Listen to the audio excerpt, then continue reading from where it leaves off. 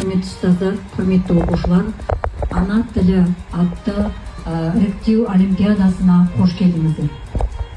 Ана тілім арым бұл, ұятың боп тұр бетте, өзге тілдің бәрін біл, өз тіліңді құрметте деп Қадыр Мырза әлі ағамыз айтқандай, тілге құрмет барлық уақытта жасалуы керек.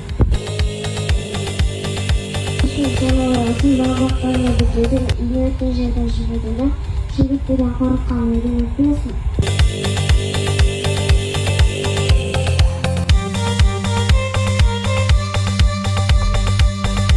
Болды қашы қаншаға, алып қанат хабар қаншайынды табар.